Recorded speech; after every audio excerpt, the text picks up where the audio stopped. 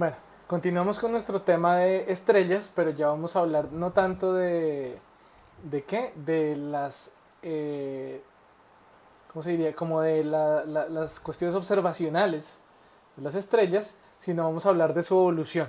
¿Listo? Entonces, recordamos que hablamos sobre el diagrama de Hertzsprung-Russell. Este diagrama de Hertzsprung-Russell lo que hace es informarnos sobre qué combinaciones posibles hay entre luminosidad y temperatura, sabiendo que la luminosidad y la temperatura no son independientes en los casos de las estrellas. O sea, yo no estoy libre para tener una estrella de cualquier luminosidad y de cualquier temperatura. ¿Listo? Van a haber ciertas combinaciones que son más probables. Entonces, por ejemplo, aquí a la derecha lo que vemos es un diagrama de Hertzsprung-Russell de esencialmente las estrellas que observó el satélite Gaia, o muchas estrellas que observó el satélite Gaia, y vemos dónde está la mayoría. ¿Dónde está la mayoría? Pues donde el color es más, nos indica que hay como más cantidad, y esto como correspondería entonces aquí está a la parte de la mitad. Esto significa que la mayoría de las estrellas observadas por Gaia, que son estrellas que son cercanas a nosotros, eh, están en la secuencia principal. Y hay otras que van a ser las gigantes, menos probables, y van a ver las enanas blancas también, menos probables. Pero la mayor cantidad de estrellas que va a observar, o que observó Gaia, están aquí en la secuencia principal, por acá. ¿Listo? Con temperaturas, si nosotros queremos ubicar al Sol, pues entonces ubicaríamos aquí una temperatura de más o menos unos 5000 y pico Kelvin, o sea, por acá. ¿Listo? Debajo un poquito menos caliente que la mayoría de estrellas que observó Gaia. Nos damos cuenta que estrellas mucho más calientes son mucho menos probables. ¿Sí? Y la razón, como lo veremos en un instante, es que las estrellas gigantes tienen un ciclo de vida mucho más corto. Entonces, como viven menos, entonces es menos probable que yo las vea ahí.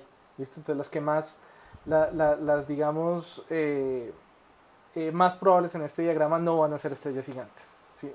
Por aquí abajo, estrellas eh, enanas más frías sí van a ser bastante más probables que las gigantes. Encontrar muchas más. Entonces, ya sabemos que nosotros sabemos que, digamos, desde por aquí abajo hasta por aquí arriba en términos de temperatura, luminosidad, aquí está en otros términos, en términos de magnitud absoluta, pero que sabemos que es equivalente, o por lo menos se puede hacer una equivalencia, y tipo espectral, igual. Vamos desde estrellas pequeñas hasta estrellas grandes. Recordemos, gracias a la ley de Stefan Boltzmann podemos saber ese tamaño aproximado de las estrellas. Entonces pasaríamos de estrellas pequeñas a estrellas gigantes, digamos, de aquí abajo, pequeñas, y por aquí, entonces serían estrellas gigantes. Entonces nosotros decimos, ok, vemos estrellas gigantes, vemos estrellas pequeñas, me parece perfecto, pero resulta que en la evolución de las estrellas nos vamos a dar cuenta que no es que una estrella nace gigante y muere gigante, o nace enana y muere enana, sino que vamos a tener entonces como diferentes caminos que nos van a conectar todas estas regiones que estamos viendo aquí. O sea, de gigantes, de estrellas de la secuencia principal, supergigantes, hipergigantes. Bueno, vamos a poder conectar a través de líneas evolutivas cómo va a ir una estrella de pasar de ser, por ejemplo, una estrella como el Sol, a ser una gigante roja cerca del final de su ciclo de vida.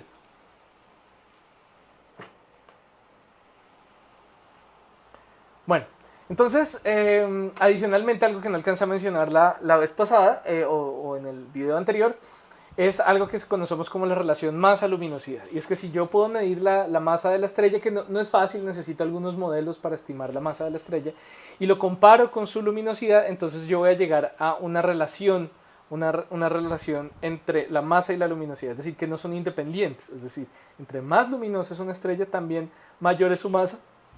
Perdón, por lo menos para estrellas de la secuencia principal, ¿sí? O sea, no estrellas que están, como lo dije la vez pasada, en su plenitud, ¿sí? No están a punto de morir, ni están recién nacidas, no, o sea, ya están en su plenitud, están quemando hidrógeno en su núcleo de manera normal.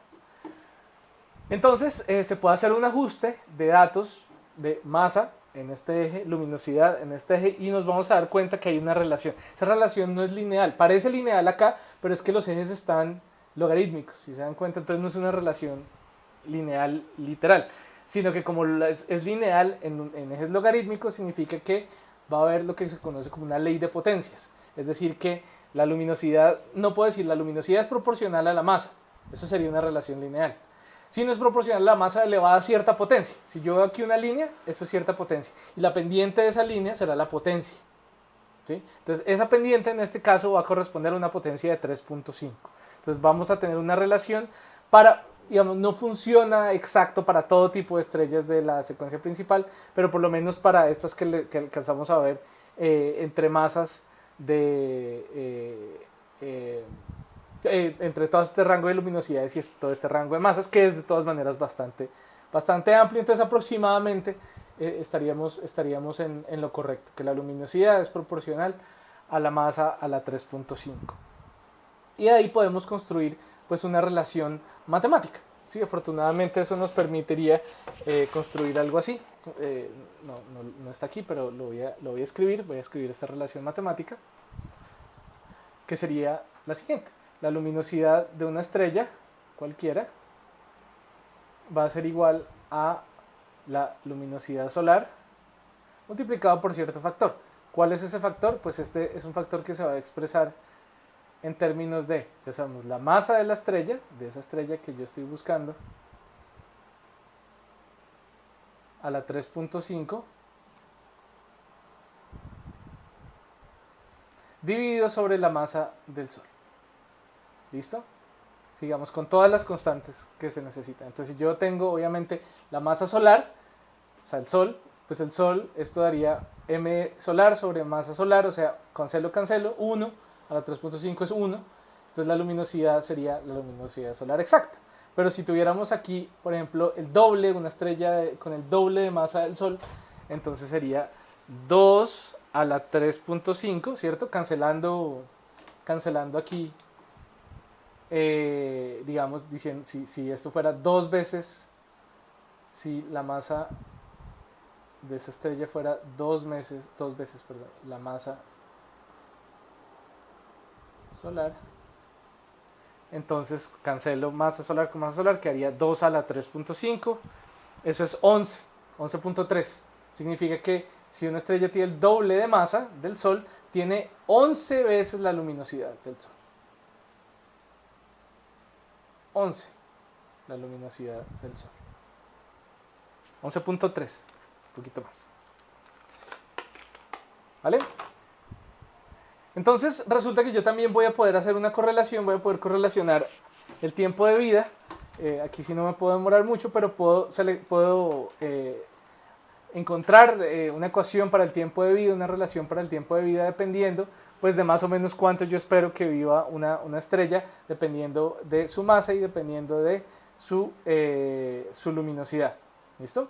Entonces aquí tenemos toda una tabla basada en esta ecuación de aquí arriba, de más o menos yo cuánto espero que viva, que dure una estrella dependiendo de su masa y su luminosidad, ¿sí? Considerando que esencialmente el tiempo de vida va a estar correlacionado con, ¿sí? qué tan eficientemente está quemando energía. Si está quemando energía de manera muy eficiente, o sea, si está convirtiendo toda la energía con la que se formó en energía lumínica, entonces va a vivir muy poco tiempo.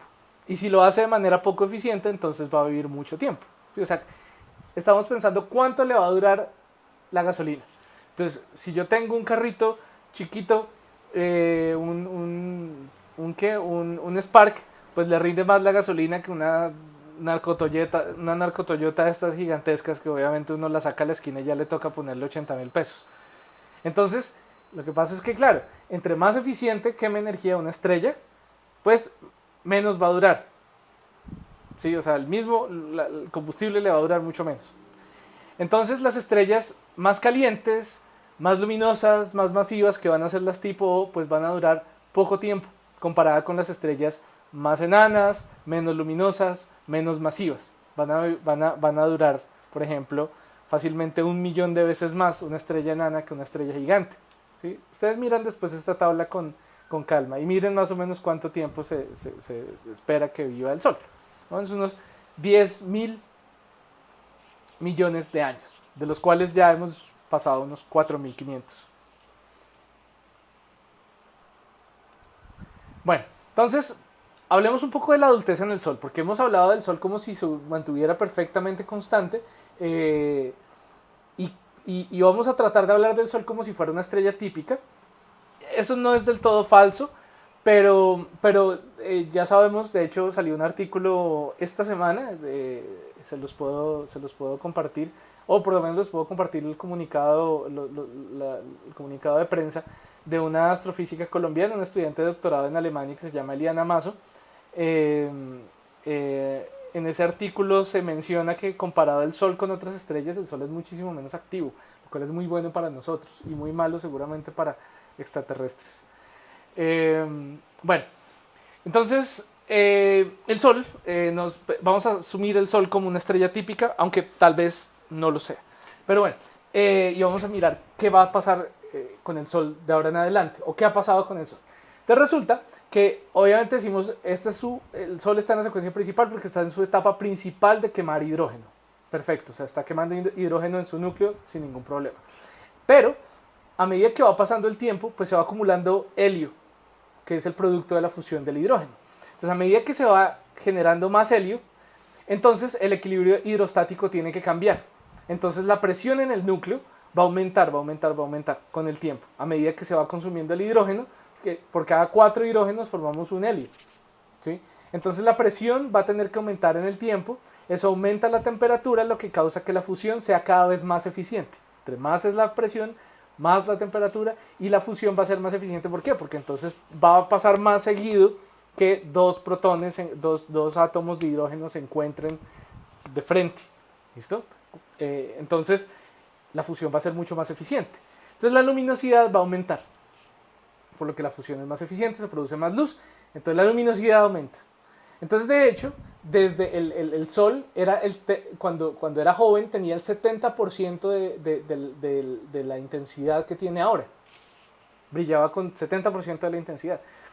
Y aumenta más o menos, aproximadamente, 1.7% cada 100.000 años. Cada 100 millones de años, perdón. Leí un barrón. Cada 100 millones de años. Entonces, si por ejemplo, el Sol tuviera un 10% más de la luminosidad que tiene hoy, no podría haber vida en la superficie de la Tierra. Ya estaríamos todos hechos chicharrón. Solo tal vez habría vida en los océanos, con que aumente el 10% de la luminosidad del Sol. ¿Cuánto tiempo tendrá que pasar para eso? Bueno, eso es una regla de 3 que se las dejo de tarea. ¿Listo? ¿Cuánto tiempo va a pasar para que el Sol se vuelva 10% más luminoso de lo que es hoy? Les doy un tip, es menos de lo que, mucho menos del tiempo de vida total que va a tener el Sol. O sea, nosotros decimos, no, el Sol ¿cuánto más va a vivir? Unos 5 o 6 mil millones de años. Mucho antes de eso ya no va a poder haber vida en la Tierra, muchísimo antes de lo que vamos a decir a continuación. Entonces recordemos que estamos diciendo la fusión nuclear es el producto de tener las condiciones adecuadas para que dos protones, o sea, dos átomos de hidrógeno ionizado es solo un protón, es un protón sin un electrón, se chocan, ¿cierto? Pero normalmente ellos no quieren estar juntos, entonces se van a repeler. Pero si la presión es suficiente, si la temperatura es la suficiente, entonces entre más rápido vayan, más alcanzan a llegar antes de repelerse. Y si la temperatura es lo suficientemente alta, entonces finalmente se pueden encontrar y pueden fusionarse, ¿sí? Y se van a dar los procesos que hemos mencionado ya en clases pasadas, especialmente cuando hablamos del Sol, para formar entonces núcleos más pesados, y el producto, los sobrantes de eso, es esencialmente luz y, bueno, neutrinos, fotones y neutrinos. Entonces, ¿qué ocurre? Como decimos, claro, si nosotros sabemos que el Sol está principalmente compuesto de hidrógeno y helio, entonces el Sol, cuando se formó, pues tenía cierta composición de helio y hidrógeno uniforme en toda su superficie. ¿Listo? Entonces, consideremos esto. Cuando el Sol se formó, esta es la distancia desde el centro hasta la superficie, o sea, como el radio. O sea, ¿qué tan lejos estoy desde la superficie? De 0, o sea, en el centro, y 1 es el radio. O sea, ya me salí del Sol si me voy más de para allá. Y este es el porcentaje de masa. Entonces, ¿qué tanto es helio? ¿Qué tanto es hidrógeno? A medida que estoy convirtiendo hidrógeno en helio, en el núcleo, o sea, por aquí entre 0.0 y 0.2 o sea, 10-20% del radio solar. Entonces, ¿qué va a ocurrir? Pues hidrógeno lo tengo que convertir en helio. Entonces, ¿qué va a pasar? Que cerca al cero, este hidrógeno ya no va a estar, sino que se va a convertir en helio. ¿Sí? O sea, convierto el hidrógeno y lo mando a helio. ¿Sí? ¿Por qué? Porque lo estoy fusionando, o sea, lo estoy gastando. Entonces se va a acumular el helio residual, que es el producto de la fusión nuclear. ¿Sí? Que es lo que vemos aquí, el Sol hoy. Entonces, ¿qué tanto porcentaje de helio tiene en su núcleo? Más o menos esto, del 60 al, no sé, al 30%, que es como la composición original del Sol. Pero en 5.000 millones de años, en el núcleo, que es la región donde estamos logrando la fusión nuclear entre átomos de hidrógeno, se va a acabar porque ya todo el hidrógeno que yo tenía ahí concentrado en esa región se acabó. Ya solo tengo de sobras, que es el helio. Y eso va a ocurrir en 5.000 millones de años. O sea, la tasa a la que se está consumiendo el hidrógeno como combustible para la fusión se va a terminar en unos 5.000 millones de años. ¿Sí? No es que se consuma todo el hidrógeno del Sol. Se consume el hidrógeno en el núcleo. O sea, en el puro centro del Sol, que es donde más presión, temperatura hay para que se dé. ¿Ok? Ya sabemos, ya les acabo de decir. Además, durante todo este proceso, el Sol cada vez se vuelve más brillante para poder sostener, o sea, porque la fusión se va volviendo cada vez más eficiente en el núcleo, para poder sostener el equilibrio hidrostático. Entonces, ¿qué va a ocurrir? Cuando se acabe el hidrógeno en el núcleo, entonces vamos a tener que el núcleo está lleno de helio. O sea, el núcleo va a ser solo helio. Entonces vamos a tener en el núcleo, digamos, si cuando está como vemos el Sol ahora es aquí abajo, el Sol en la secuencia principal, con su núcleo que quema hidrógeno, y el envoltorio que no quema hidrógeno. Tiene hidrógeno pero no lo quema. Entonces, ¿qué va a pasar? Después de eso, el Sol, el núcleo del Sol va a contraerse. ¿Sí? ¿Por qué? Porque no tiene con qué sostenerse, porque lo que sostiene el núcleo del Sol, o lo que sostiene el Sol, es su producción de energía. Y si él deja de producir energía gracias a la fusión nuclear, entonces se va a contraer un poco el núcleo. ¿Sí? Y se va a enfriar un poco el Sol.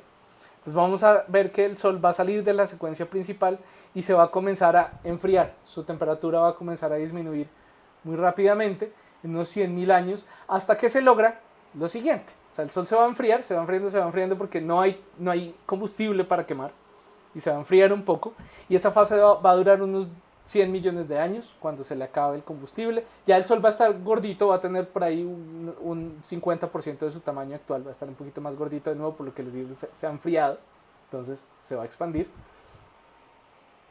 ¿Y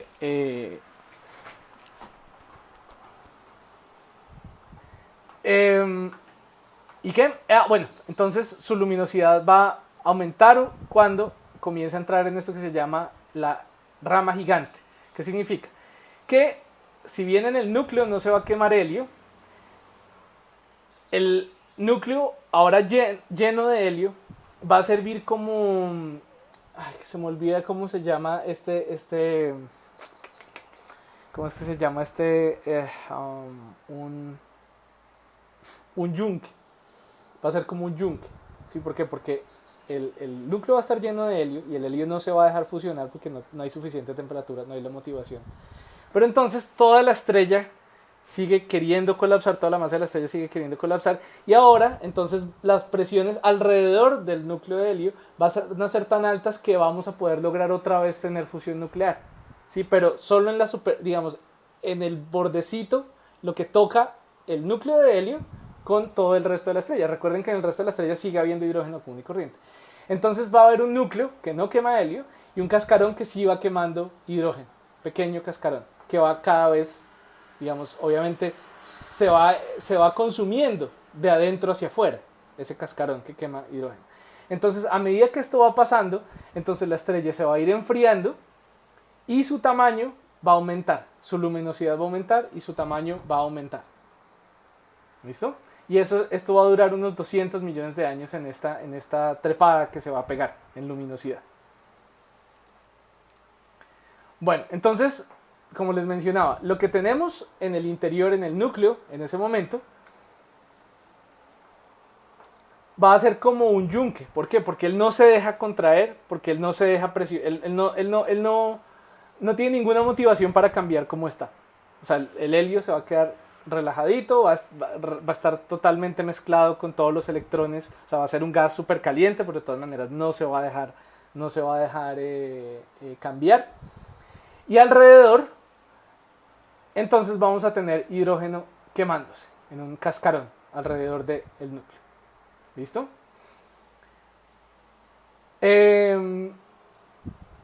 Por eso lo llamé aquí como entre la espada y la pared. O sea, es como una pequeña capa de hidrógeno que está entre el núcleo de helio y toda la parte externa de la estrella. Bueno, entonces, entre más hidrógeno yo vaya quemando, entonces más helio voy a tener en el interior. Más y más helio. Y lo voy a poder entonces, digamos, la estrella va a expandirse, ¿cierto? Y entonces el núcleo va a ser cada vez más compacto, más compacto, más compacto. ¿Listo? Y su luminosidad va a aumentar, o sea, porque la cantidad, ustedes se pueden imaginar lo siguiente, entre más grande sea el cascarón, o sea, más grande sea la región, pues de hecho, cada vez que, si cojo un cascarón de este tamaño, o cojo un cascarón de este tamaño, si duplico el radio, por ejemplo, del cascarón, dado que el área del cascarón aumenta con el cuadrado del radio, entonces ahora voy a tener 4 veces más fusión. ¿Sí? Entonces la fusión va a ser cada vez más y más eficiente. Y al ser más y más eficiente, entonces se va a expandir y se va a expandir más la estrella. Y entonces a su vez, entonces va a aumentar cada vez más la presión en el núcleo y la temperatura. ¿Listo? Vamos a tener este ciclo en el cual esencialmente tenemos un núcleo cada vez más pequeño, entonces tenemos el cascarón cada vez más grande y digamos ocupa una región más grande y entonces voy a poder tener aplicar más peso sobre el núcleo y eso va a ser un proceso cíclico que es el que hace que el Sol va a trepar aquí y va a ser una estrella gigante que cada vez va a crecer más y más y más hasta cierto punto. Entonces resulta, aquí a la izquierda tenemos simplemente una comparación de tamaño de si este es el Sol ahora, cómo sería en comparación a cómo va a ser cuando termine de subir por esta rama de las gigantes. ¿Sí? ¿Y cómo va a ser? Pues entonces o sea, viene de la misma masa solar, o sea, de un Sol, de una estrella como el Sol. Entonces vamos a tener un núcleo de helio muy pequeño, alrededor un cascarón que quema hidrógeno muy eficientemente y entonces vamos a tener esa estrella totalmente inflada, ¿sí? Por lo que la fusión ahora va a ser mucho más eficiente, pero digamos se va a enfriar, ¿listo? La superficie se va a enfriar. A pesar de que es más luminosa la estrella, fíjense, pues por lo que su tamaño es mayor, pero la temperatura a la cual quema es menor. Entonces, ¿qué ocurre? Va a llegar un momento en el cual la presión y la temperatura en el núcleo de helio va a ser tan alta que ahora el helio sí no va a tener de otra sino decir, está bien, no aguanto más esta presión y esta temperatura, voy a comenzar a fusionarme con mis amigos, con los otros núcleos de helio. Entonces es lo que vamos a tener aquí, lo que se llama el proceso triple alfa. Y es cuando dos helios se unen, se fusionan, forman un núcleo de berilio. Y si ese núcleo de berilio se une con otro átomo de helio, entonces va a formar un núcleo de carbono. Y como siempre va a sobrar un montón de energía en neutrinos y rayos gamma, que son esencialmente luz de altísima energía. Entonces vamos a poder generar carbón. O sea, vamos a quemar helio para producir carbón y luz. Y entonces en ese momento se va a dar lo que se llama el flash de helio. O sea, se va a quemar el helio de una manera tan eficiente, sí, que va a haber como un quemonazo, un fogonazo de helio, que va a durar apenas un par de horas. Entonces, el helio se va a quemar muy rápido, va a explotar esencialmente al interior de la estrella, y entonces, después de eso, pues la estrella va a colapsar, va a enfriarse, pues no, enfriarse no, de hecho lo contrario, va a calentarse, pero va a colapsar en unos 100.000 años, de 100.000 a 1.000.000 de años. O sea, comparativo con el resto de vida de la estrella, esto es también súper rápido. O sea, en una hora quema un montón de helio y después se va contrayendo en unos 100.000 años. ¿Listo? Y entonces después se aterriza por acá en lo que se llama la rama horizontal. Son subgigantes, son estrellas menos que gigantes, donde vamos a tener ahora un núcleo que va a quemar helio de manera estable, así como cuando en su vida pasada, cuando era una estrella de la secuencia principal, quemaba hidrógeno. ¿Listo? Y entonces va a tener un núcleo donde se quema helio, normal, un cascarón externo donde se quema hidrógeno también, normal, y el envoltorio exterior donde no se quema hidrógeno. Y esa fase va a durar unos 100 millones de años. ¿Listo? Va a haber como un recolapso. ¿Listo? Va a disminuir de un radio radio bastante grande, como vemos por acá, puede ser de unos 100 radios solares actuales a unos 10 radios solares actuales. O sea, cuando crezca a gigante, hasta su punto máximo, hasta que llegue el fogonazo de helio, va a poderse comer la órbita de Mercurio, tal vez. Habría que... No estoy... No, yo creo que sí. Sí. Bueno, y si no se la come ahí, se la come después. Que aquí es donde se pone más grave la cosa. ¿Por qué? Porque resulta que después de estar aquí en la rama horizontal estable unos 100 millones de años, entonces se va a acabar el helio en el centro. ¿Sí? Porque recuerden, necesitamos 4 hidrógenos para formar un helio y necesitamos 3 helios mínimo para formar un carbón. Entonces, esencialmente estamos quemando muchísimo combustible y no hay tanto disponible, entonces no dura tanto tiempo. Entonces, cuando se acaba el helio, entonces se va a generar en el centro, en el nuevo núcleo, pues claro, el helio se está convirtiendo en carbón, entonces ahora vamos a tener carbón en el interior, desechos. Y el carbón entonces va a pasar lo que pasaba al inicio con el helio, y es que no se va a fusionar porque la temperatura no era lo suficiente. Entonces seguimos, entonces en el núcleo ahora voy a dejar de quemar helio, y ahora solo voy a quemar helio en un cascarón alrededor del núcleo, e hidrógeno en un cascarón alrededor del cascarón de helio. O sea, repitiendo otra vez la historia anterior, pero ya no con hidrógeno, sino con helio. Entonces va a volver a pasar lo mismo. Vamos a tener esta subida otra vez, donde la estrella va a enfriarse, pero se va a volver más luminosa. Entonces va a crecer de tamaño, otra vez. Y va a entrar a lo que se llama la rama de gigantes asintóticas. Eso significa, asintótico es una palabra que aquí significa que no alcanza a llegar, ¿sí?, a cierto punto. O sea, como que está llegando lentamente y no alcanza a pasar como cierta barrera. Eso es lo que significa. ¿Listo? Entonces va a volver a crecer, se va a volver una estrella aún más gigante que lo que era en su fase anterior.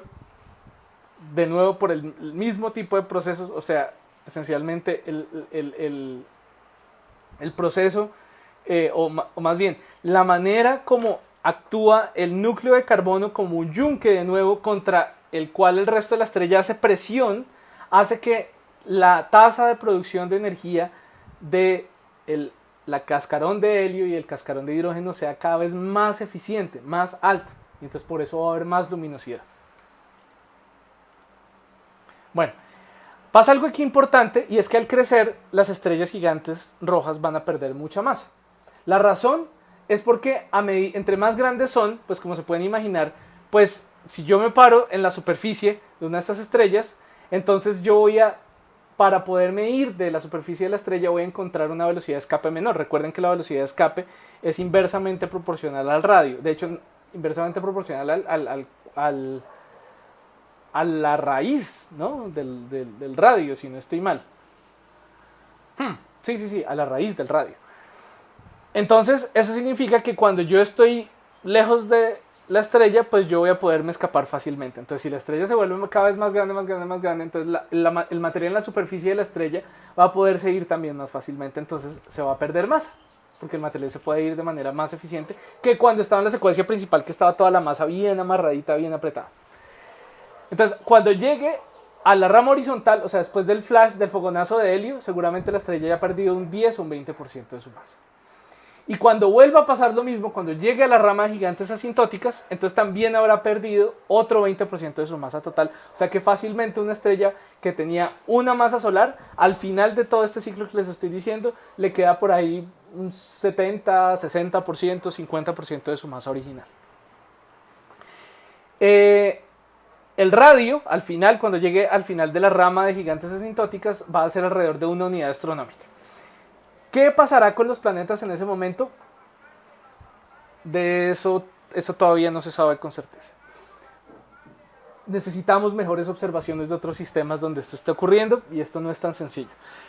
Hay personas que piensan que lo que va a ocurrir es que la órbita de los planetas va a cambiar, ¿sí? Y van a, digamos, por medio de la interacción con todo el viento, que va a ser esencialmente toda la masa perdida del Sol, entonces las órbitas planetarias van a adquirir vamos a tener órbitas cada vez más grandes, ¿sí? A través de esa interacción. Eso es lo que piensan algunas personas. Otras personas piensan lo contrario, que se van a quedar ahí o que van a acercarse tal vez, y entonces, es decir, el Sol se las va a comer. Entonces, que si se va a comer el Sol o no la Tierra, todavía no se sabe con 100% certeza. Lo cierto es que si hicieron el cálculo que les dije hace rato, ya la vida en la Tierra no ha existido hace miles de millones de años. Bueno, entonces, ¿qué pasa? Cuando una estrella está en esa rama de gigante asintótica, ya se está acercando a lo más grande que puede ser. Entonces, entre más grande es, más eficientemente pierde masa. Sí, por lo que les digo, por lo que es tan grande que simplemente cualquier pedazo de gas está por ahí, me voy, y se va. No como antes que dice me voy, es como tratar de coger órbita aquí en la Tierra saltando, pues no se puede. Pero si uno está lo suficientemente lejos, uno se va, pues uno sigue derecho. Y esto es lo que pasa. Entonces, comienzan a perder masa tan rápido estas estrellas, o más bien, en el futuro, el Sol, no, o sea, podemos decir, o estrellas actuales que vemos haciendo esto, o el Sol en un futuro. Porque todo esto que les estoy diciendo no me lo inventé. Esto es lo que se observa en muchas estrellas. Pero pues obviamente también con toda la información de los modelos astrofísicos. Lo mencionaba la vez pasada.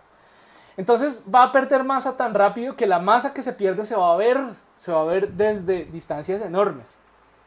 En este tipo de procesos que digamos son como acelerados, como que entre más se dan, más rápido ocurren, se llaman en inglés runaway processes. O sea, que como desbocados, procesos desbocados. Y entonces en estos casos, lo que se nota más es la pérdida de masa. La estrella como tal ya es como, sí, ok, está bien. Pero lo dramático va a ser el material que se está saliendo de la estrella, que está saliendo simplemente. Que es lo que se llama una nebulosa planetaria. Se llaman nebulosas planetarias porque cuando se descubrieron se pensaron que eran planetas, pues porque eran fuentes extendidas. O sea, no eran puntos como las estrellas, sino eran como globitos. Entonces, un planeta, pero planetas que no se mueven. Ya sabemos que no son planetas. Se le llama históricamente nebulosas planetarias, término que personalmente a mí no me gusta ni 5, pero digamos históricamente se quedó así. Y entonces, estábamos, después de que va teniendo esta segunda subida, por acá, ¿cierto? En la rama de gigantes asintóticas, llega el punto en el cual ya esencialmente no se puede sostener el material en las capas externas de la estrella, o sea, ya está tan, digamos, casi desbaratada la estrella, realmente sería lo que podríamos decir, que entonces va a comenzar a perder una cantidad de masa, y al perder esa cantidad de masa se va a volver muy luminosa, como les digo, porque toda esa masa se va a expandir y está caliente, entonces se va a ver, entonces se vuelve más luminosa, ¿sí? Su temperatura superficial va a ser cada vez más grande porque está eyectando todo este material, entonces lo que podemos ver de la estrella es digamos, lo que tenía más adentro.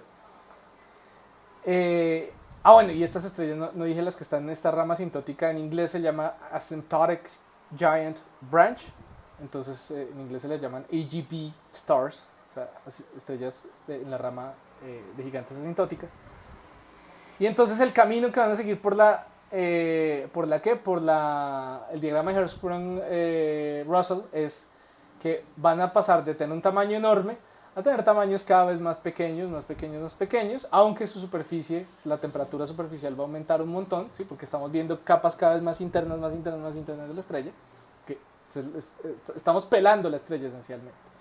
Y este proceso va a durar relativamente poco tiempo, unos 50.000 años. O sea, lo que dura una estrella viéndose como nebulosa planetaria es realmente poco tiempo en comparación con todo su tiempo de vida.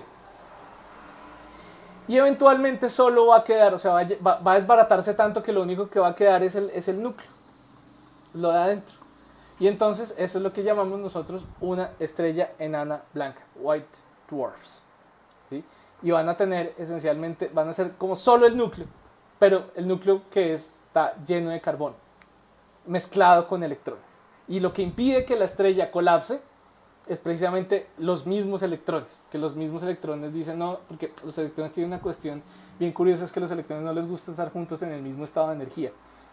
Entonces yo no puedo tener como dos electrones así súper pegaditos que yo no, yo no quiero estar ahí al lado de ese man.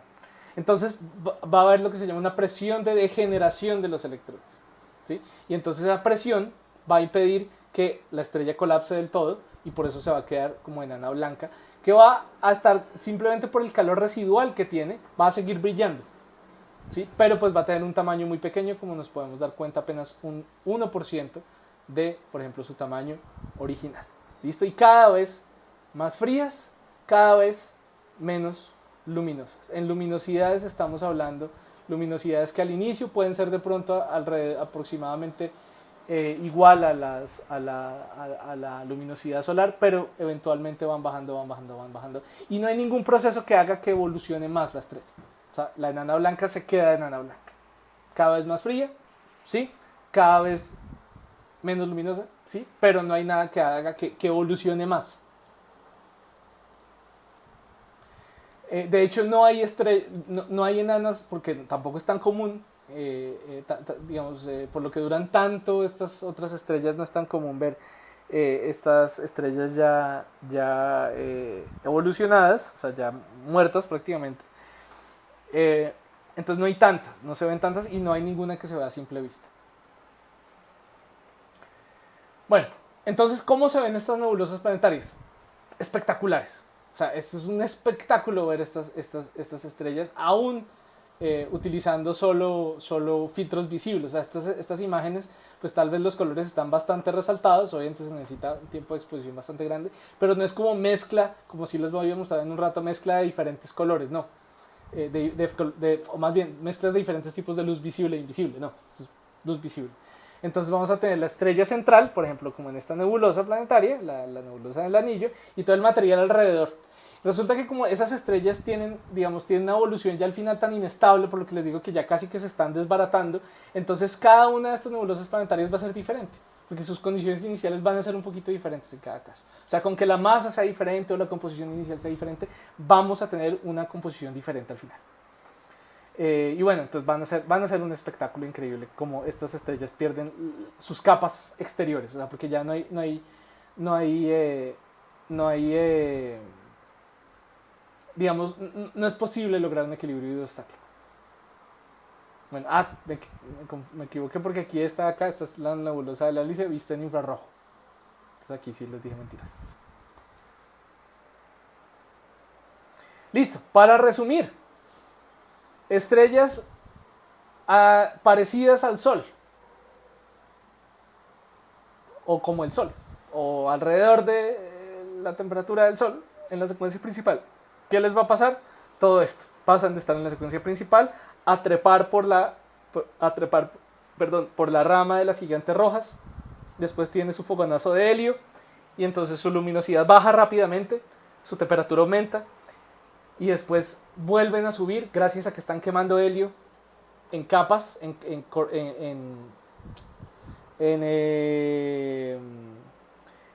qué? En cascarón, ¿cómo se me olvida esta palabra? En cascarones alrededor del núcleo.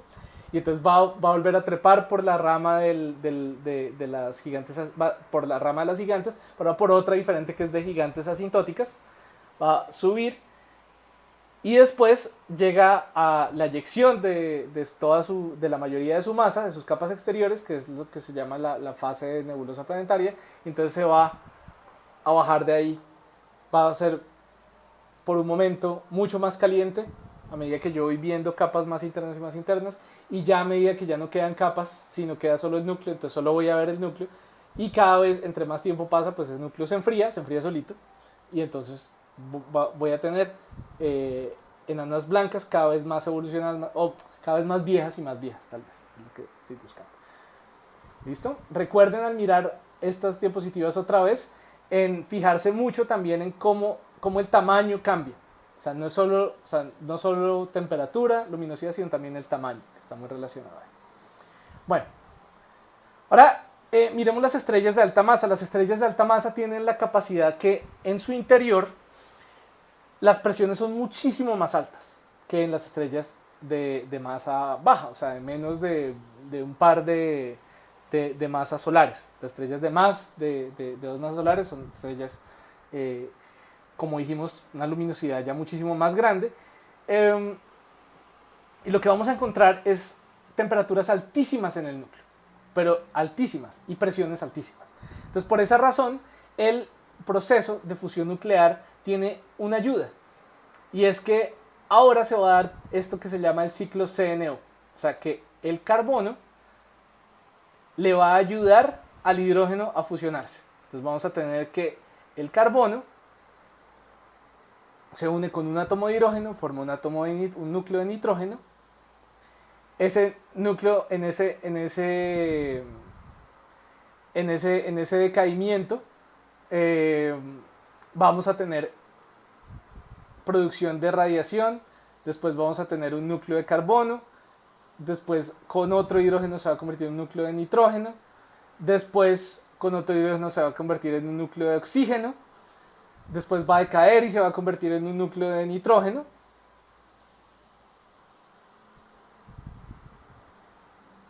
¿Qué? No, esto no es un decaimiento. ¿Qué dije acá? Esto no es un decaimiento, esto es un producto del oxígeno se une con hidrógeno y forma un átomo de nitrógeno, y con otro átomo de hidrógeno entonces se forma helio y carbono. Entonces, todo esto lo pueden mirar con más detalle, pero esencialmente va a que el carbono va a ser un catalizador para poder quemar hidrógeno y convertirlo en helio. Y esto va a ser muchísimo más eficiente que si yo tengo solo protón-protón. ¿Sí? Entonces, como esto es más eficiente, eso significa que, por un lado, claro, el proceso energéticamente produce mucho más eficiente, pero adicionalmente, pues va a consumir combustible más rápido. Entonces, en las estrellas de baja masa, vamos a tener primero en el núcleo ahora no va a ser solo radiativo, sino que va a ser convectivo, y entonces vamos a tener que ese material se va a mezclar muy eficientemente, y al mezclarse muy eficientemente significa que no vamos a tener como solo de adentro para afuera, sino que donde sea que haya esa presión, ahí voy a hacer fusión, y ahí entonces voy a consumir combustible.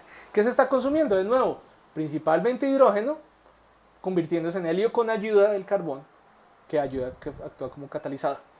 Entonces, el final del proceso es el mismo que mencionábamos ahora rato. Convierto en el núcleo, que es por aquí en estas regiones, un 20-30% de distancia del radio, desde el centro de la estrella, vamos a convertir hidrógeno muy eficientemente en helio. O sea, quemamos hidrógeno y lo convertimos en helio. Y obviamente en luz y neutrinos. Entonces, a medida que se va quemando hidrógeno en el núcleo, se forma helio muy rápidamente. ¿Qué tan rápidamente? Pues en apenas unos millones de años. ¿Sí? O sea, esto que en una estrella de baja masa dura unos 10.000 millones de años. Y aquí dura unos 10 millones de años por mucho. O sea, estamos hablando de que las estrellas más masivas viven 1000 veces menos en la secuencia principal que las estrellas de baja masa. 1000 veces menos. ¿Sí? Eso lo decíamos al puro principio, pero hasta ahorita nos aterriza que es que duran de hecho muy poquito. O sea, convierten hidrógeno en helio muy eficientemente. Ahora, cuando tenemos el núcleo lleno de helio y ya no podemos quemar hidrógeno, entonces la estrella se sale de la secuencia principal. Y al salirse de la secuencia principal, entramos entonces en este tipo de procesos que mencionábamos ahora al rato. Y es que vamos a comenzar a quemar material alrededor del núcleo, que el núcleo no se va a dejar fusionar. El helio va a decir, no, yo no me dejo fusionar de malas. Entonces comenzamos a quemar hidrógeno alrededor, ¿sí? Hasta que logramos las condiciones suficientes para que quememos el hidrógeno y lo convertimos en carbón. Y de nuevo, lo que no ocurre en las estrellas de baja masa, que el carbón en estrellas de baja masa no se va a querer fusionar porque no van a haber suficientes presiones, pero en estrellas de alta masa sí. Entonces, en todo ese ir y venir, cuando la estrella termina de quemar hidrógeno en su núcleo, entonces vamos a tener que va a quemar primero helio, se va a quemar hidrógeno en capas, después se va a quemar el helio, después se va a quemar el helio en capas, después se va a quemar el carbón, después se va a quemar el carbón en capas, y entonces en todos esos procesos vamos a tener que las estrellas de alta masa dejan la secuencia principal no hacia arriba, sino hacia la derecha, o sea, hacia temperaturas más altas, pero luminosidades más altas, ¿sí? O sea, cambia su luminosidad, aumenta mucho, digamos, en escalas logarítmicas pareciera que no aumentara tanto, pero es que de 10 a la 5 a 10 a la 6, pues es muchísima más luminosidad, por ejemplo aquí, de 10 a la 5, como lo que vemos acá, 10 a la 5, 10 a las... No sé, estos cambios son bastante grandes. El caso es que estas estrellas, si bien pareciera que no cambiaran mucho su luminosidad, sí van a bajar mucho su temperatura superficial, o sea que van a pasar de ser azules a ser rojas. ¿Listo? Y al crecer, que eso es lo que está ocurriendo, porque si se mueven, si se vuelven más frías y mantienen su luminosidad o aumentan su luminosidad, lo que hacen es aumentar su radio, su tamaño. Y entonces vamos a formar las supergigantes y las hipergigantes, ¿sí? Mucho más gigantes que las de la secuencia principal, o sea, la secuencia principal, las de baja masa. Que las estrellas de baja masa si mucho suben hasta por acá, si mucho, hasta 100, de pronto más de 100 radios solares, un poquito más, pero no muchísimo más. Mientras que estas sí van a crecer enormemente, van a tener tamaños enormes. ¿Listo? Entonces, de nuevo, como viven tan poquito tiempo, yo no encuentro muchas estrellas aquí. En esta región del diagrama de Hertzsprung-Russell yo no voy a encontrar muchas estrellas. ¿Listo? Entonces van a ser estrellas que adicionalmente al bajar tanto su temperatura y subirlo, o sea, bajan la temperatura, suben la temperatura dependiendo de qué combustible estén quemando. Entonces, adicionalmente, en esos procesos vamos a tener que esas estrellas van a tener pulsaciones o como inestabilidades que hacen que a veces sean más brillantes que otras veces y vamos a tener entonces que esas estrellas van a ser variables. ¿Listo? Entonces esto es más o menos lo que les estaba diciendo, ¿no? Recordemos, vamos a quemar diferentes, o sea, la manera como funciona es que quemamos primero hidrógeno en el núcleo, después se convierte en helio, después quemamos hidrógeno en capas, en cascarones alrededor del helio, después quemamos helio y se forma un núcleo de carbono, y aquí vamos, hasta aquí llegaríamos una estrella de baja masa, pero si la estrella es de masa lo suficientemente alta, entonces ese carbón comienza a quemarse también y comienza a fusionarse, y entonces pasamos de carbono a elementos más pesados, sodio, neón, magnesio, comenzamos a quemar neón, oxígeno, silicio, azufre, hasta que llegamos a tener un núcleo interno de hierro. Y entonces se van a formar todos estos materiales, digamos que son todos estos materiales de la tabla periódica que no son simplemente helio e hidrógeno, se van a comenzar a formar ahí en escalas de tiempo muy cortas, comparado con, de nuevo, lo que vive una estrella de baja masa. ¿Listo? Aquí está una tabla que nos dice cuánto se demora cada fase de quemar. Entonces, estas estrellas, una estrella de alta masa de 15 masas solares, por ejemplo, está quemando hidrógeno unos 11 millones de años. De más masa, de 25 masas solares, se demora 7 millones de años. ¿Por qué? Pues porque el proceso es más eficiente todavía. Entre más masa tenga, más eficiente es el proceso de quemar hidrógeno. ¿Sí? Con el ciclo el ciclo CNO. ¿Listo? Y las temperaturas que tienen que tener el núcleo son altísimas. Después quemamos helio, 2 millones de años, ya mucho más tiempo, mucho menos tiempo.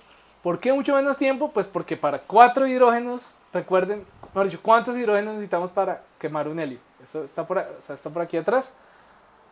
Para este proceso necesitamos de todas maneras 4 hidrógenos para poder formar un helio.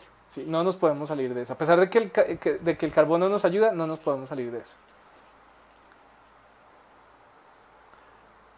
¿Listo? Y así cada vez más rápido esa quemazón de material. Hasta que llegamos a quemar oxígeno, silicio, en escalas de tiempo ya muchísimo más cortas, apenas de años, meses, días. Y al final, ¿qué nos queda? Recordemos un núcleo de hierro.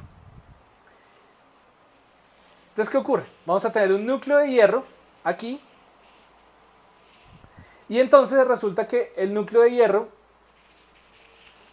no, o más bien, estos núcleos normalmente son sostenidos gracias a la presión de los electrones, que los electrones simplemente no se dejan colapsar como yo les mencioné, no les gusta estar juntos, entonces se forma como un gas alrededor del cual pueden flotar, por ejemplo, los helios o los carbonos, pero cuando el núcleo de hielo tiene un tamaño lo suficiente de hierro, perdón, tiene lo suficiente, un tamaño suficiente, una masa suficiente, entonces los electrones van a decir, hombre, yo no quiero estar con este man, pero las presiones son demasiadas. Y entonces los electrones ya no pueden sostener el colapso y entonces el núcleo colapsa. ¿Listo? Entonces este núcleo de hierro, que son los subproductos de todas las demás fusiones, colapsa. Al colapsar, la temperatura en el núcleo se vuelve tan alta que el hierro se comienza a fotodesintegrar por la energía, los fotones tan energéticos que comienzan a formarse acá. ¿Listo? Y entonces se forman neutrones, se mandan neutrinos muy energéticos, comienzo a fotodesintegrar el material por acá, o sea, desintegrar con... ¡Ay! La embarré, tenía que haber hecho lo contrario, tenía que haberme hecho clic sobre mí mismo. Perdón.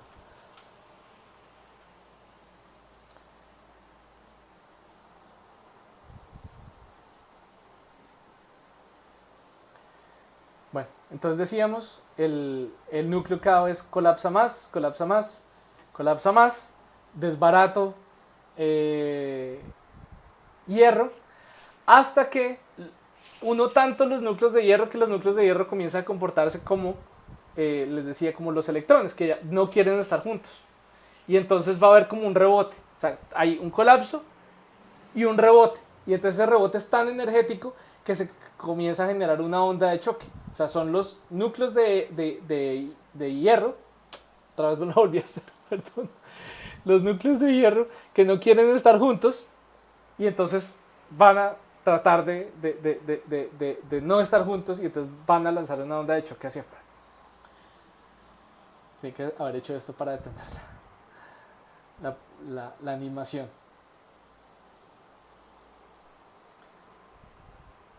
¿Listo? Entonces decíamos, el colapso se acelera hasta que ya el núcleo de solo hierro, solo átomos de hierro dice, no, yo no me voy a dejar colapsar más, de malas, yo no me voy a fusionar, de malas, las temperaturas no alcanzan para fusionar hierro. Y entonces vamos a tener esta onda de choque expansiva, absolutamente dramática, y entonces esa onda de choque continúa hasta que se encuentra con las capas externas de la estrella y entonces ya el material no tiene para dónde coger sino hacia afuera en una explosión que llamamos una supernova tipo 2. Y lo que queda es los sobrantes del núcleo, una estrella de neutrones, o si la masa es suficiente, entonces vamos a tener un agujero negro. Les voy a poner un video al final para que vean un poco sobre cómo se forma un agujero negro, cómo se puede formar un agujero negro. Bueno, Entonces, como decíamos, estas estrellas muy masivas, muy luminosas, muy calientes, van a generar todos estos materiales importantísimos para el resto del universo que no son estrellas, o sea, para formar planetas, para formar vida, etc. Y cuando terminan su ciclo de vida, el núcleo de hierro dice, no más, y explota. De una manera muy simplificada. Devuélvanse un par de minutos para verlo con más detalle. Y explota y se forman estas supernovas tipo 2. Hay unas supernovas tipo 1, las cuales no voy a mencionar todavía. Vamos a esperar a hablar del tema de cosmología, que ahí tiene una relevancia más importante que acá. Entonces se van a formar las supernovas, que se parecen a las nebulosas planetarias, pero son muchísimo más dramáticas porque digamos, una estrella que esté pasando por esto se vuelve muchísimo más brillante de un momento a otro, no es algo gradual. Digamos, pues las estrellas de baja masa en 50.000 años les ocurre esto, pero esto ocurre en cuestión de horas, ¿sí? Menos. O sea, estaba la estrella normal y de pronto se volvió muchísimo más brillante. O sea, se puede ver en otras galaxias, de hecho. Esta es una supernova muy famosa, la 1987A. Así se veía antes de explotar esa región del cielo. Así se vio cuando explotó y así se ve ahora al hacerle zoom. Todo el material que sale a toda velocidad, ¿sí? Pues impulsado por la energía del núcleo que no se quiso dejar colapsar. Y aquí en el interior, seguramente una estrella de neutrones, un agujero negro. ¿Listo? Recuerden esta imagen porque esencialmente todo ese material que había en el núcleo, que se formó en el núcleo, o sea, carbón, nitrógeno, oxígeno, neón, bla, bla, bla, bla, todo este material súper importante, al explotar la estrella, casi que al volverse al revés, todo este material va a enriquecer el resto del espacio. El espacio interestelar va a estar lleno de los restos de la muerte de esas estrellas muy masivas. Y además, esto va a ser muy eficiente. ¿Por qué? Pues porque las estrellas masivas no duran mucho, viven muy poco tiempo.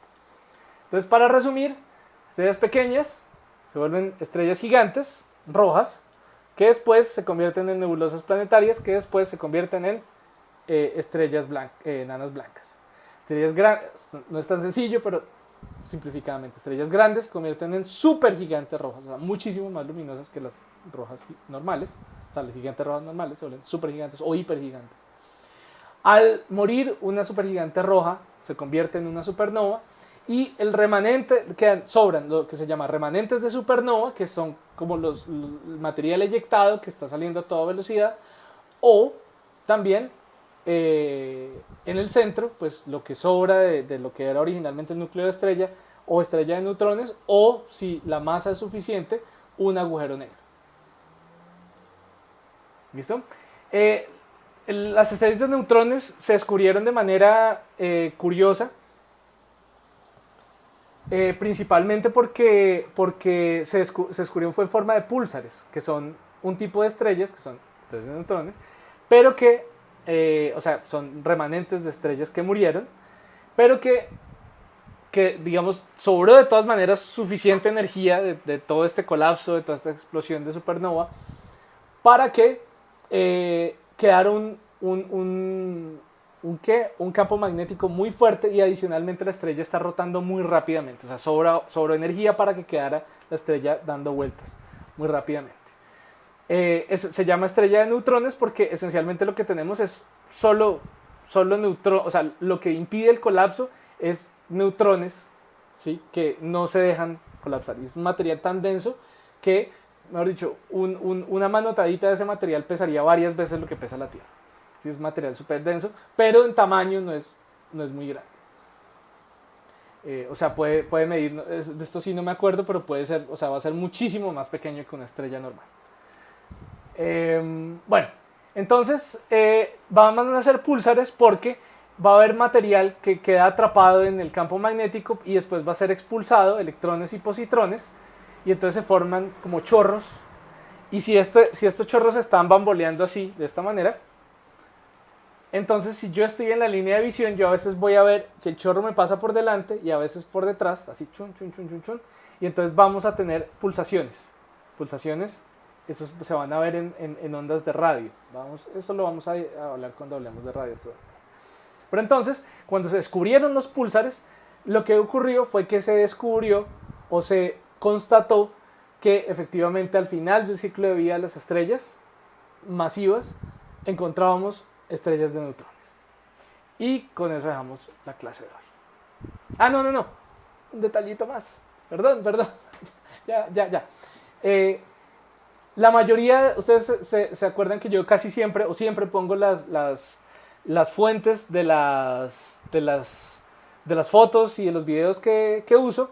En este caso, la mayoría, sí, excepto las que dicen el enlace de donde lo encuentran, son de este libro, 21st Century Astronomy, que también lo he utilizado para clases anteriores. Entonces, si lo quieren buscar, está en inglés, no encontré una edición en español, pero las ilustraciones son excelentes. Todas estas que les acabo de mostrar son de este libro, son de altísima calidad y muy bien explicadas. Ahora sí, hasta luego.